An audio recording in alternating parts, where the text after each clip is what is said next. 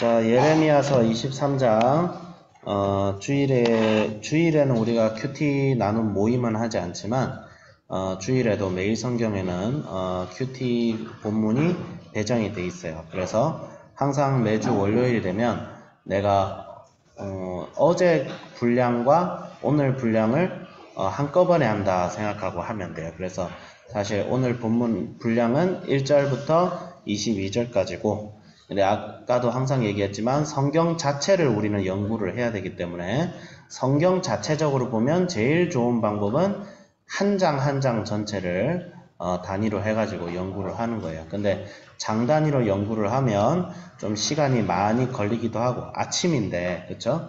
아침인데 막 2시간씩 쓸 수는 없잖아요. 그러니까 매일 성경 본문을 가지고 할 때에는 이제 매일 성경 본문이 지정한 준대로 하지만 그래도 장을 중심으로 볼 수 있도록 하고, 특히 우리 학생들은 그런 면에서 연구를 그런 거 연습을 좀 잘 해야 돼요. 이게 성경을 읽고 하나님 말씀을 이해하려면 제일 중요한 건 사실 영성이 아닙니다. 네, 영성은 말씀을 읽고 나서 생기는 것이고, 말씀을 읽을 때 제일 중요한 거는 국어 실력입니다. 국어 실력. 문학 장르를 읽고 그 장르를 속에 저자의 의도를 파악하는 능력, 그것이 필요해요.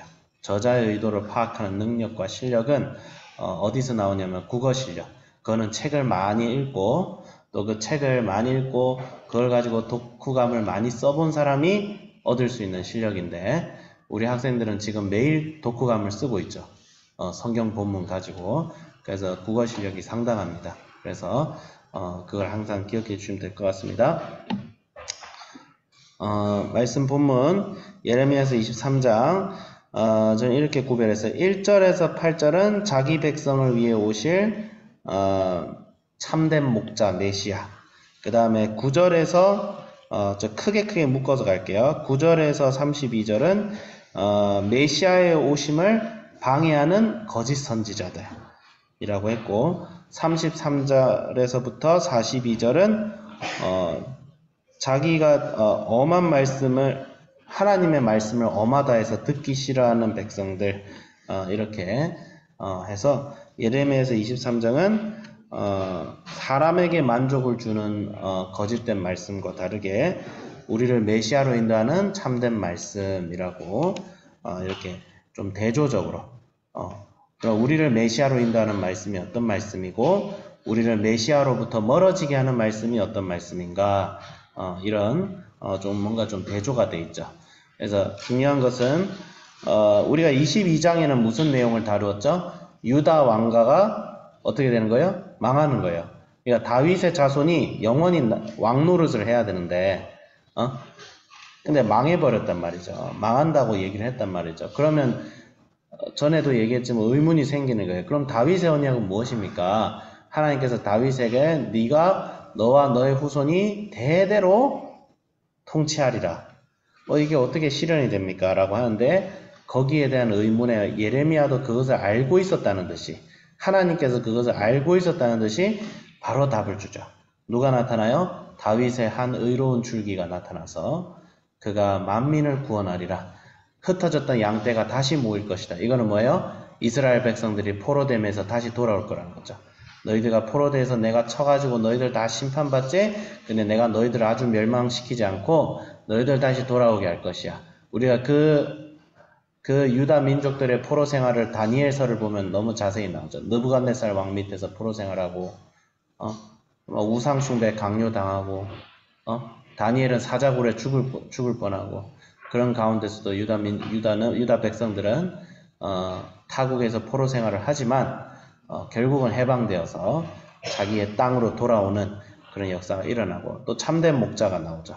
네, 우리 메시아를 참된 목자라고 자꾸 표현을 합니다. 삭군 목자. 그래서 신약에도 보면 나는 내 양떼를 위해서 목숨을 버리는 목자다. 다른 목자들은 뭐라고 하죠? 삭군 목자다. 돈을 페이를 지불받으니까 목자 노릇을 하는데 이리 때가 나타나면 그 목자들은 도망간대요. 근데 예수님은 자기 양떼를 위해서 목숨을 버린다. 예. 그럼 거짓 선지자들은 어떤 애들일까요? 얘들이 바로 삭군 목자들이죠. 그러니까 삭군 목자의 특징이 무엇이냐?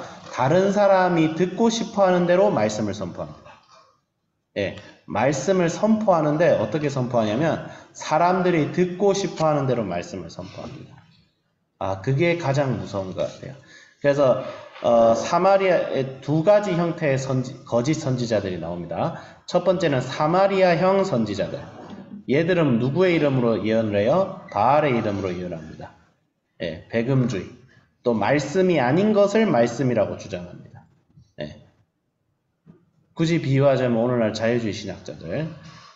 자유주의도 계열이 굉장히 다양해요. 근데 성경이 무호하지 않다고 믿는 사람들은 우리 입장에서 보면 자유주의죠.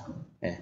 성경이 오류가 없는 하나님의 말씀이고 성경이 절대적으로 하나님의 뜻을 계시하고 있다. 이것을 믿지 않으면 반드시 하나님의 말씀이 아닌 것을 하나님의 말씀이라고 주장하는 오류가 됩니다.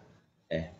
그 자유주의 신학에서 뭐가 나오죠? 그 자유주의 신학자들이 이성적인 것 같아 보이지만 절대 이성적이지 않습니다. 반드시 다른 것으로 말씀을 채우려고 하죠. 그래서 그런 형태의 거짓된 말씀을 선포한 자들이 있고, 두 번째 형태는 예루살렘형 선지자들. 이 사람들은 뭐예요? 하나님의 말씀이 있다고는 믿는데 그 말씀을 자기가 원하는 대로 왜곡해서 선포합니다. 예. 그러니까 성경이 무호하다는 걸 인정해. 아, 성경은 하나님의 말씀이죠 라고 하는데 정작 말씀을 선포하고 말씀을 사용할 때는 어떻게 해요? 지가 원하는 대로 해석을 해요. 예. 하나님께서는 오히려 이 사마리아 형보다 야, 말씀을 애초에 안 믿는 애들이 거짓되게 얘기하는 거는 그럴 수가 있는데 말씀을 믿는다고 하는 애들이 정작 하는 말은 거짓됐다는 거죠. 사람들이 원하는 대로. 예. 완악한 사람들에게는 무엇을 얘기해야 돼요? 오히려 도전을 얘기해야 돼요. 너희들 회개 안 하면 심판받으니까 빨리 회개해라. 이러면 안 된다. 라고 얘기를 해야 되는데 뭐라고요? 아, 좋다.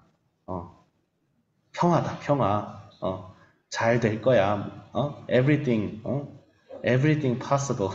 이런 식으로. everything is possible이다. 너희들 원하는 대로 해라. 내가 응원해 줄게. 목사가 그냥 힐링만 하고 응원만 하고 사람들을 고치려고 하지 않아요. 말씀으로 사람을 고치려고 하면 어떤 현상이 벌어져요? 사람들의 오해와 미움을 사기가 쉬우니까 그게 싫은 거예요. 아, 사람들에게 미움받기 싫어서, 사람들에게 뭔가 다른 좀 소외되기 싫어서. 근데 그건 직무유기죠. 선지자들의 목적은 하나님의 말씀을 대중들에게 전해서 그 백성이 고침을 받게 하는 것인데, 이 거짓 선지자들은 너 아프지 않아, 너 건강해, 병 걸린 사람한테 건강하다고 진찰을 해버리면 어떻게 돼요? 그 사람은 병을 고칠 기회를 잃어버리고 죽어버리는 거예요. 암이 발생해야 하는데 당신 암 아니에요, 건강합니다, 돌아가세요, 이러면 어떻게 되는 거야? 그 의사는 살인 방조죄를 저지른 거죠. 근데 이 거짓 선지자들의 가장 큰 죄는 살인을 방조한 거예요. 예. 한 사람의 죽음과 멸망을 방지한 겁니다. 선교하지 않고 그 사람이 저 사람이 듣기에 불편하니까 말을 하지 말아야지, 잘못되게 얘기해야지. 물론 사람에게 부드럽게는 얘기를 해야 되겠지만 우리는 말씀을 있는 그대로 선포해야 됩니다. 하나님의 말씀이 있는 그대로 선포하지 않으니까 어떻게 되는 거예요? 그들이 거짓 선지자가 되는 거예요. 이 사람들이 오히려 예레미야를 핍박했죠. 예. 예레미야가 예언을 하면 안 들어도 됩니다. 왕 곁에서 저렇게 안 들어도 됩니다. 우리 하나님께서 바빌론에서로부터 우리나라를 구원해 주실 거예요. 구원 받고 싶으면 회개를 해야 되는데 회개는 안 한 거예요. 그러니까 그대로 하세요.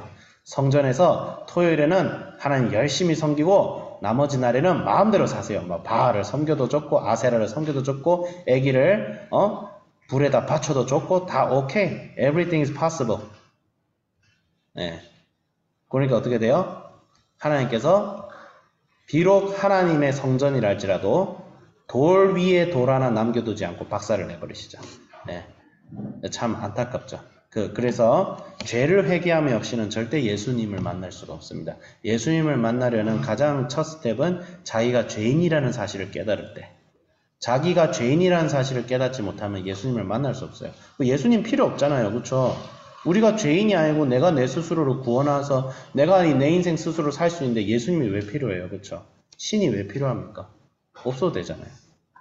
그렇기 때문에 저도 이 말씀을 보면서 내가 말씀을 믿는다고 하는데 내가 원하는 대로, 내가 듣고 싶어하는 대로 신앙생활을 하고 말씀을 믿고 취사선택을 하고 있지 않았는가 항상 반성하고, 말씀을 맡은 자는 더 큰 책임을 사실 가지고 있죠. 그래서 우리가 말씀을 읽고, 우리 학생들도 말씀을 읽고 하면 이 말씀이 여러분에게 지식이 되기만 하면 여러분한테 책임이 있어요.